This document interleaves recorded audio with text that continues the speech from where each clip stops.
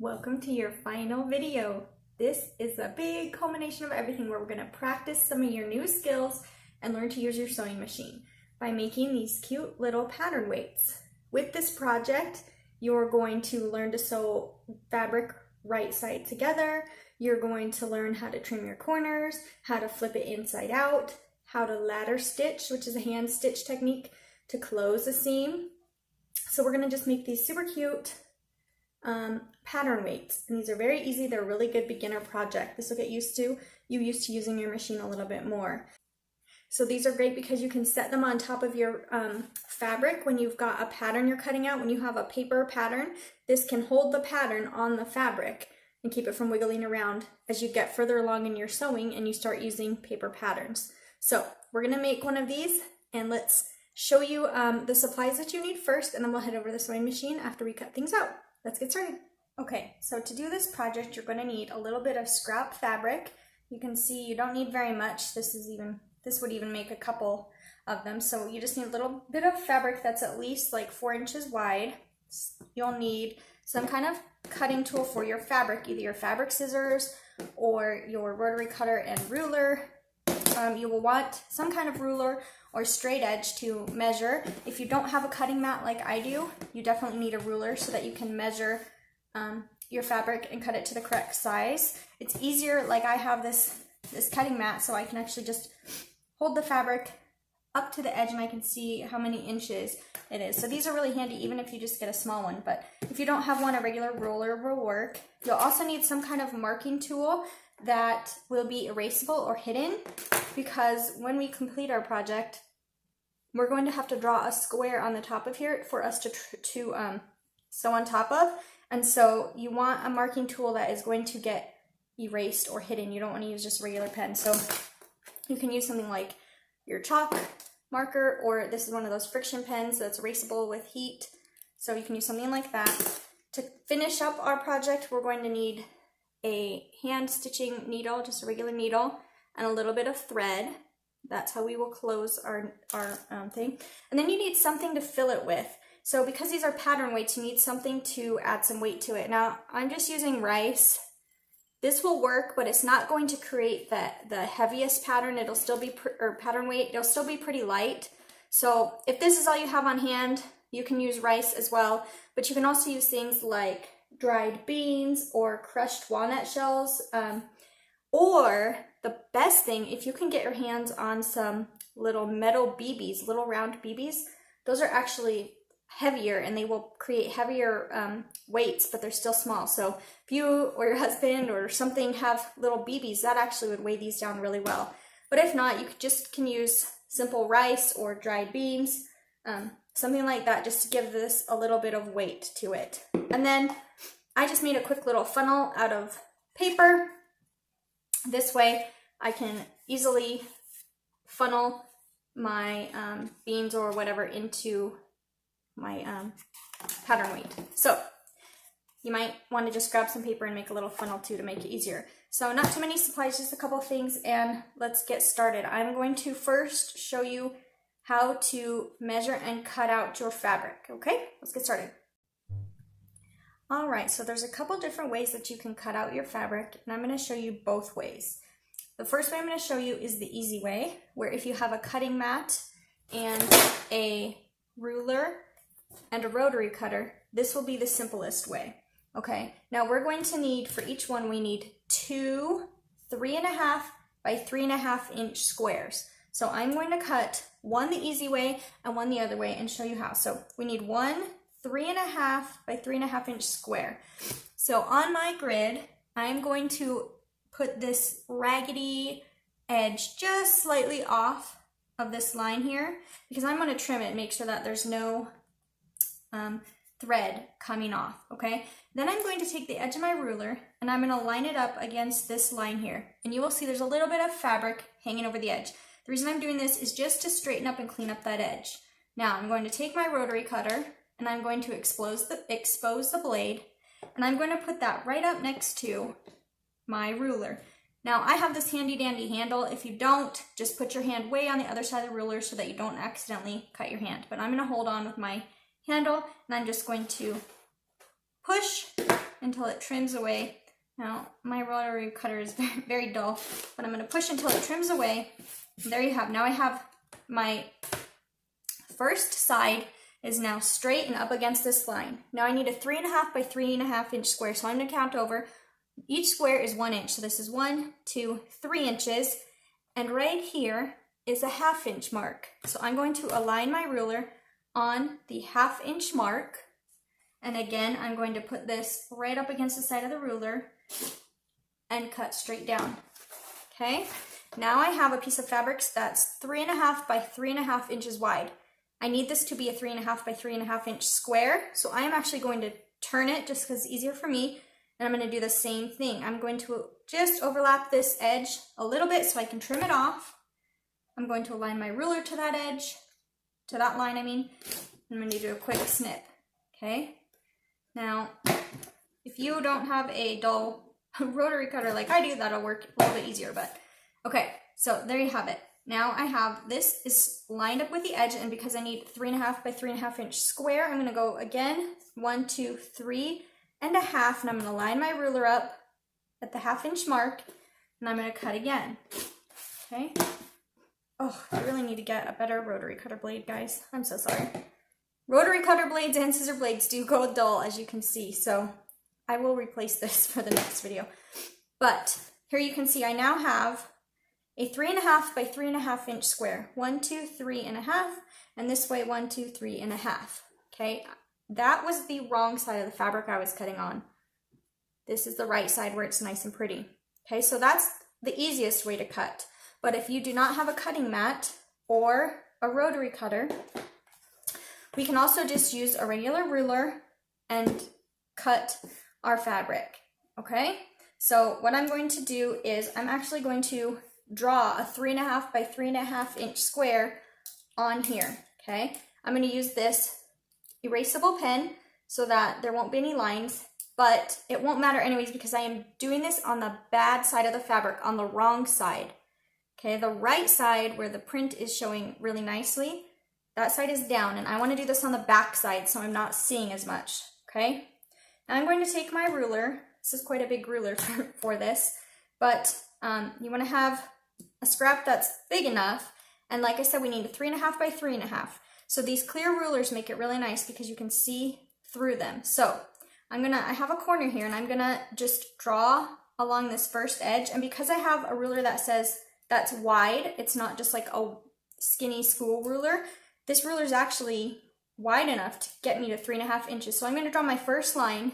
Each box is 1 inch, so I'm going to go 1, 2, 3, and here's my 1/2 inch line, and just down to the 1/2 inch line, okay? So I have a 3.5 by 3.5 inch side, okay? Now, because I have this nice quilting ruler, which I suggest you get, I also have numbers going this way. So I can actually just use the same corner, and I'm gonna go 3.5 this way. So 1,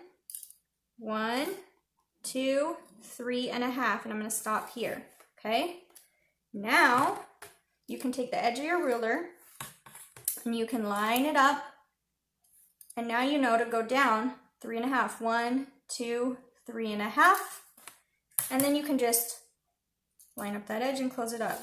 Now this is super easy because it's just a box. You could also just draw the box, a 3.5 by 3.5 inch square, on a piece of paper first, if you're more comfortable with that, and cut that piece of paper out and then trace the square on the fabric.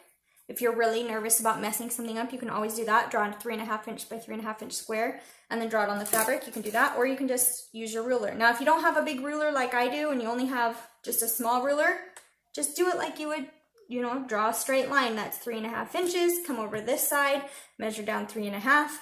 You just need a 3.5 by 3.5 inch square. Now, if you don't have a rotary cutter, then you're just going to use your scissors and cut off. Now, one of the things that I should have mentioned is you want to follow the grain of the fabric. You can kind of see how there are lines crisscrossing. So when you cut your fabric or you draw your square, you want to draw it following the grain of the fabric. You don't want to draw it on a diagonal. Okay, so you wouldn't want, the grain of my fabric is going this direction and this direction. You wouldn't want to just come on here and have a crisscross line across the grain of your fabric. If you do a square like that, your fabric can stretch and pull and go different directions, and it'll mess up the shape of your fabric and the shape of your finished product because it can stretch. Now, for this specific project, that's not a huge deal. This is a little thing, but you do want to keep in mind and start training yourself now to follow the grain. So following the edge or the selvage edge of the fabric. Let me show you what I mean by selvage edge real fast.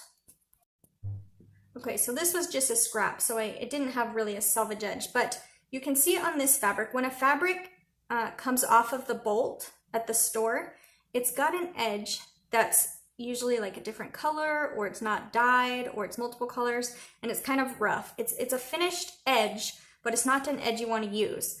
But when you're making your pattern, your square, you want to make sure that you're following that line, because the direction of the selvage edge is parallel to the grain of the fabric.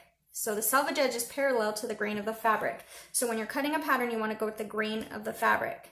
Okay, so you can see my square goes with the grain of the fabric. What you do not want to do is this. You don't want to just willy-nilly cut a square out of any direction of the fabric. You want to make sure that you're going either with a square with this type of project, either with the grain or perpendicular to the grain, okay? But almost all projects, it's best to just learn to just go with the grain of the fabric, okay? I hope that makes sense. Basically, you don't want to just willy-nilly cut a shape anyway, any direction on the fabric. Stick with the grain so you don't have any warping of your final pattern. Okay, so let's finish cutting out this square. I've got one side. I'm just cutting on the lines that I had already traced. You can pick it up, you can cut. It's sometimes easier to hold it to cut down on the cutting mat or the table. That's why I like these scissors that have the bend, because it goes flat along the bottom and gets under the fabric. Okay, so now I can get rid of my scraps. And now I have my two 3.5 by 3.5 inch squares. Now we're going to take these and we are going to put them right sides together. Now right side together is the nice side of the fabric. The bad side is the wrong side. We want right sides together. So here's a right side is facing up, and I'm going to put this right side together with it. Now the wrong side is facing up, but my right sides are together. And we want to line them up so the edges are even. And we're going to take this to the sewing machine, and we are going to stitch with a regular universal needle, and we're going to stitch at about a 1/4 inch seam allowance. So that means we're going to stitch a line along each side, a 1/4 inch from each edge all the way around, and we're going to leave just a small opening, maybe like 1.5 inches, so that we can fill it. So we're going to go start on one side, and we're going to sew around a 1/4 inch away from the edge, all the way to the other side, leaving about 1.5 inch opening. Okay, I'm going to take you to the sewing machine and show you how that looks. Okay, so each project is going to require you to sew a certain seam allowance. That is the distance from the edge of the fabric to wherever you stitch. That's the seam allowance. For this particular project, the seam allowance is a 1/4 inch. So you need to sew a 1/4 inch away from the edge. Now, one way to do this is to line it up to your presser foot edge or the seam guide on your machine. But if you're uncertain about this, which is your very first project, one of the not really a cheater, but cheater ways you can do this is you can actually just draw a line a 1/4 inch away from the edge of your fabric and sew right on that line. So here's my 1/4 inch mark, and I've lined it up to the edge of my fabric, and I'm just going to draw a line on my fabric here. And I'm going to extend that line all the way along. Now I'm doing this on the wrong side of my fabric. Never on the right side, just on the wrong side, okay? And I'm going to go to the other side, and I'm going to draw another 1/4 inch. Draw that line. Now I have something to follow. Okay, I'm going to do 2 of them with the line and 2 without. Okay, let's go over to the machine.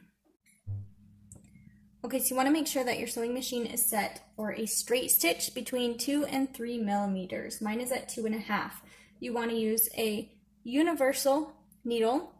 This is a 90-14. You want either a size 90-14 or 80-12 if you're just using regular quilting cotton. If you're using like a home decor fabric or like a canvas, a thicker fabric, use a 90-14 needle. Those are just slightly bigger. And then you want your universal or straight stitch presser foot on, okay, and a matching thread. Now, when we start stitching, we're going to stitch on a side. Whenever you are going to flip something inside out, like we're going to here, you don't want to start on a corner because you can't close a corner very easily. So you always start on a side.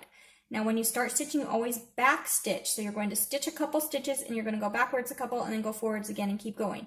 We're going to start on the side, so all along the edge at a 1/4 inch seam allowance, all the way back, leaving a 1 inch gap on this side, okay? Now, if you have the lines drawn here, it's really easy to line up your needle to the line. If you don't, on my machine, and each machine is different, but my machine and in general, I think, this presser foot, the edge of it is about a 1/4 inch from my needle. So I know that if I line up the edge of my fabric to the edge of my presser foot, that's about a 1/4 inch, which is the amount of seam allowance I need.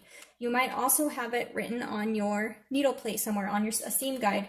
One of the numbers engraved there could say 1/4 inch, so you'd line the edge of your fabric up. Or if you drew the line, you can just trace on it. Okay, now you want to start about 2/3 of the way, or no, not 2/3, like about half, a little less than halfway in the middle, because we want to leave a gap here of the side. And you're going to turn your hand wheel towards you until you lower your needle into your fabric.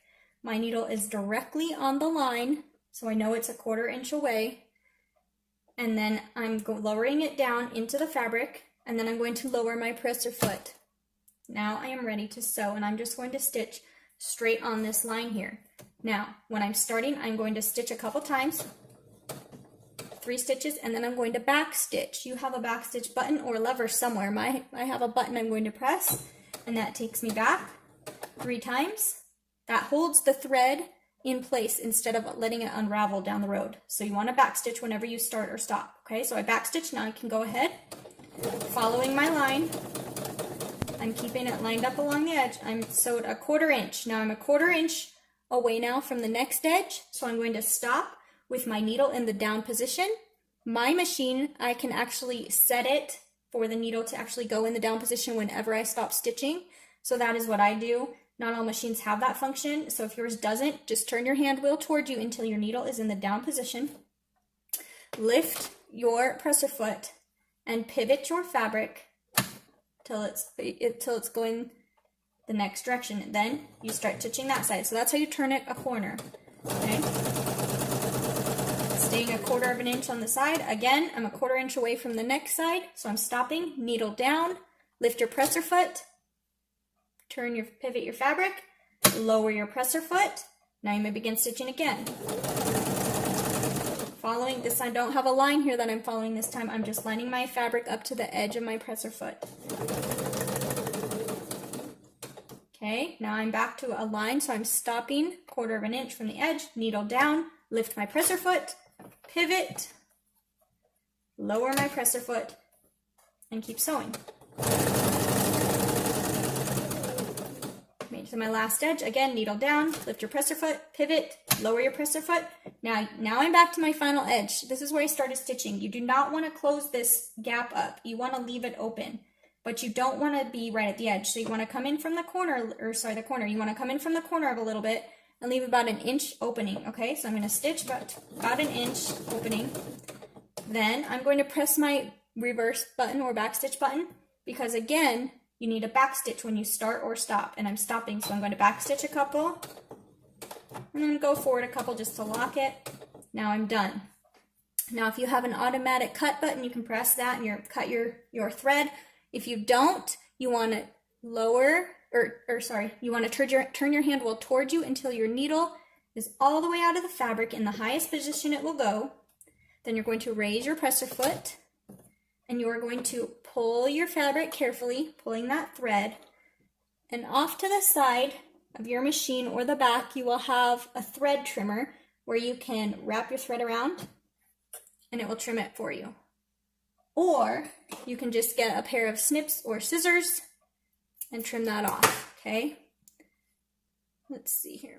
So now you can see I have sewn all the way around the edge, leaving a gap on one side, okay?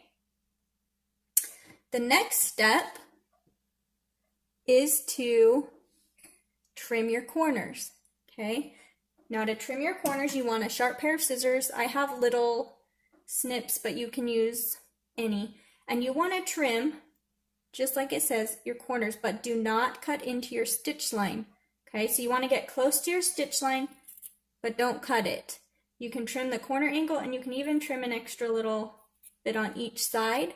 This will allow, when you flip it inside out, the points to be, or the corners to get more pointed instead of being stuck with so much extra fabric on those corners. Okay, so trim the corners down. You can even sometimes do a little like rounded corner like that just to get some of that excess off. Being careful not to touch, not to clip into the edge of your stitching. Okay, now you have your corners trimmed. And now you're going to go and use your fingers in the hole, okay? And you are going to flip this right side out. Now I left my hole a little bit small on accident. If you did the same or you messed up, let me actually show you how to use a seam ripper. So I can fix this if I wanted a bigger opening. Right over here, I can take this pointed edge, sorry, my fingers are not dirty, they're stained. Take this pointed edge and slip it underneath one of the stitches until you get it right to this little rounded part. That's where the blade is. And you just push and that snaps your thread. Okay, now where I back stitch, there's a couple stitches there, so it's a little bit harder. I'm gonna push through there, go under a couple stitches, pull that thread. And I'm going to flip it over, and I'm actually going to go under the same stitches on that side just to make sure that I've broken that thread loose. And then you can see that thread just kind of comes out, okay? You can also, if you made a bigger mistake and you need to go along the whole line, you can take it in between the seam. You take the sharp edge down in the crack, and the red ball point is facing up, and you would just push through until it breaks more, but I don't want to break too much, okay? Then I need to reinforce this because when I go to flip this out, all these stitches are going to start popping because I took that back stitch out. So I've got it to a bigger hole size. So I'm going to go back to my machine and just real quick, I'm going to lower my press foot, lower my needle, and I'm going to do a quick back stitch a couple times, and then go to the edge, back stitch. So basically you're just re-sewing the part that you cut wherever you made the mistake, okay? And now I have a little bit of a bigger opening and I've back stitched in that spot so it's not going to come undone when I'm pulling and turning inside out, okay? So then you're going to, however you can, get your fingers in there. I put my thumb inside and just push the corners, okay?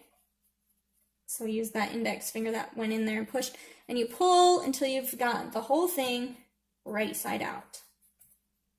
Now, you want the corners to come out. We trim those corners so they'll get nice and sharp. So you do as much as you can with your fingers. Okay, but you can see it's still kind of wonky. So the next thing you can do is take a pen or a pencil that doesn't have the pen or pencil and it doesn't have any lead sticking out, or a chopstick or something like that that's sharp, being very careful that you do not poke through. You're going to stick it inside and just very carefully kind of work those corners out to more of a point. Just really carefully. You can run it along the edge to make sure that the edge is nice and straight and flat. From inside, poke out this corner, running it along the edge. Okay, and get this corner. Okay, now you can see you have a much flatter, nicer looking square. Okay, the next step we're going to do is, for this particular project, we are going to mark a 1-inch square in the center of our project. Okay, So you're going to use disappearing ink pen or an erasable pen, and we're going to do a 1-inch square. So I'm going to take you back over to the table for that. Okay, so if you sewed correctly at a 1/4 inch seam allowance, you should now have a 3-inch by 3-inch square. So you want to take a ruler and you want to draw a square and mark a square 1 inch from each edge. So I'm marking 1 inch from this edge, 1 inch from this edge. I'm going to turn it. I'm going to mark 1 inch from that edge, 1 inch from this edge. Okay. You want to make sure that it's a nice square, and then you can trace the edges of your ruler so that you have a 1-inch square. I'm using a disappearing friction pen. You can use a chalk pen, something that disappears, okay? And this is on the right side of your fabric because we need to be able to see it. So you have a 1-inch square in the middle of your fabric. Now we're going to take this back to the sewing machine and we are just going to stitch all the way around that square, okay? Okay, so I'm back in my sewing machine and I'm going to align my needle with this corner over here, and I'm going to match my needle up. So I'm going to turn my hand wheel toward me. When my needle lands right in that corner, I'm going to lower my needle. I'm going to lower my presser foot, and then I'm going to stitch just a straight line following your drawing all the way to the other corner. Okay, I'm going to stop, needle down, lift your presser foot, pivot, presser foot down, stitch again. Okay, needle down, presser foot up, pivot, presser foot down, stitch. Okay, I'm back in that last corner, needle down, presser foot up, pivot, lower presser foot, and stitch to where you first started. You're going to close that up. Okay, back stitch. You should have back stitch when you started, back stitch when you stop. Cut your fabric however you need to. Then you'll have a little thread tail here. You can take your scissors and cut off any little threads on the top or the bottom. Cut your threads. Okay, now you have a square in the middle of your project. Now we're going to fill this. So in where you have that little hole, you're going to take your funnel and we're going to fill it with whatever weight you're using, whether it's rice or dried beans or little BBs. Let's go fill that at the table now. Okay, so now you're going to find your opening and you're going to fill it. Now this is why having like a little paper funnel made is helpful, because you can just stick that in there and then you can dump your filler in.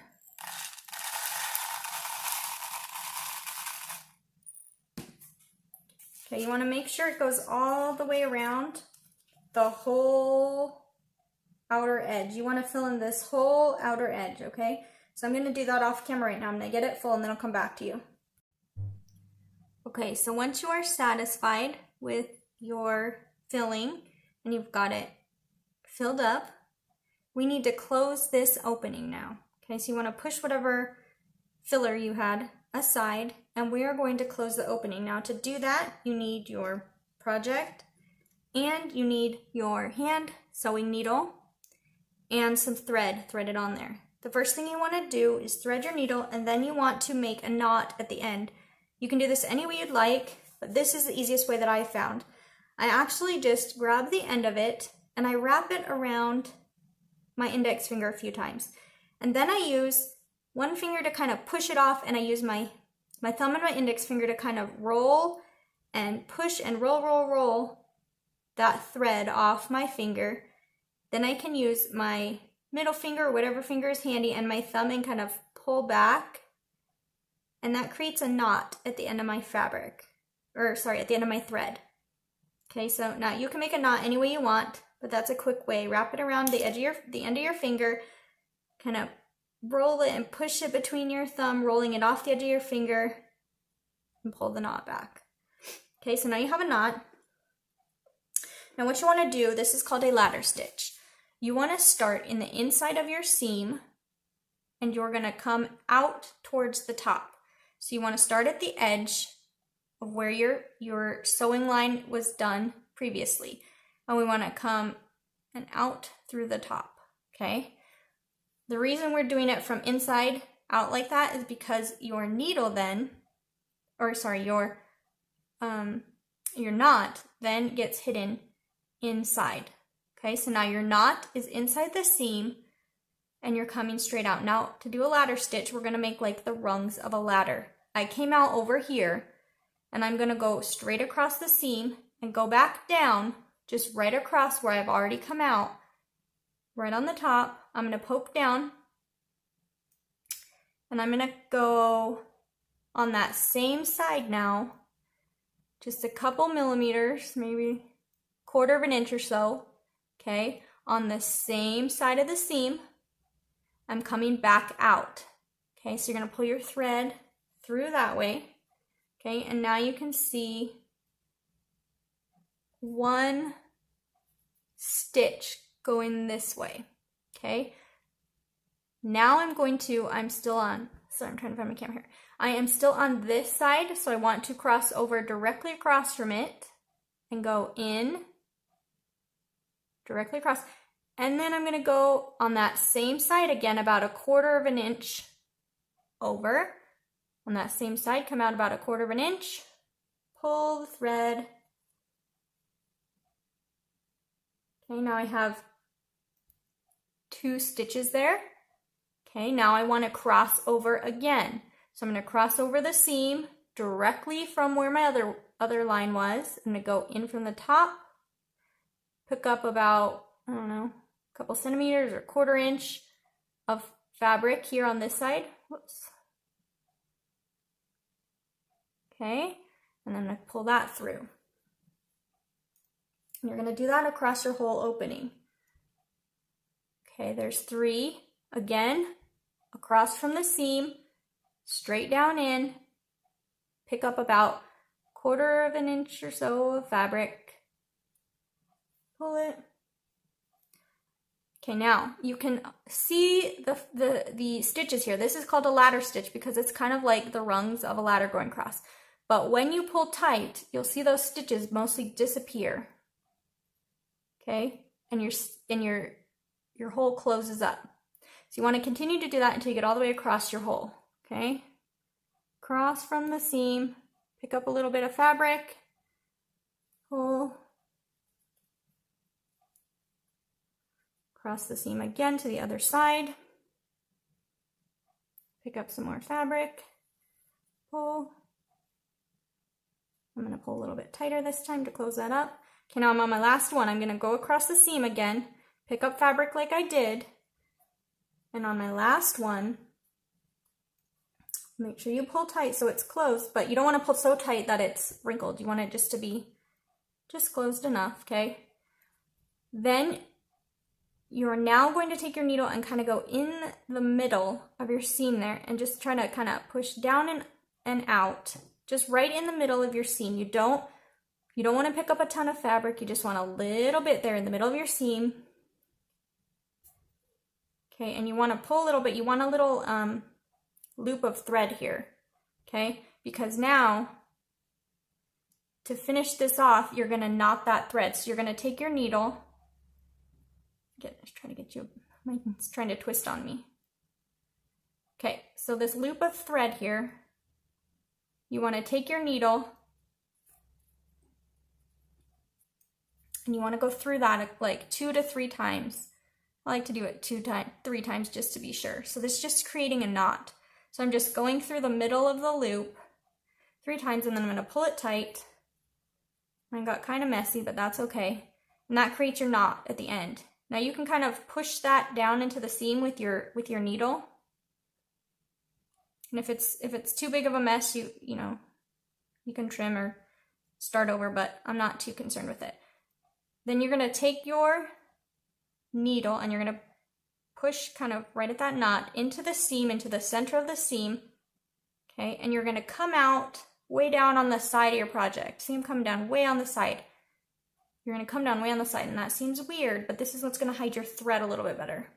Okay, so you're going to come out way on the side, you're going to pull tight, and you're going to trim that thread real close to the edge of your fabric without cutting your fabric.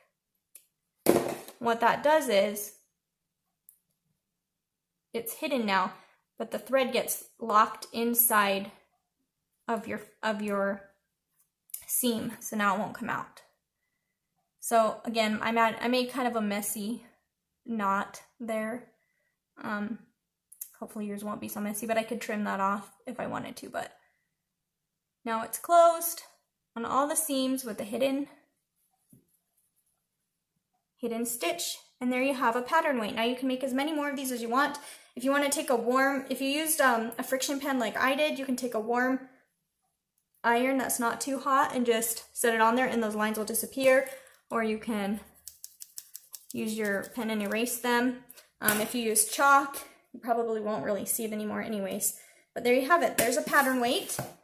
And when you do your next project, you set this on your paper on top of your fabric, and this will hold your pattern down without it shifting on you while you're sewing.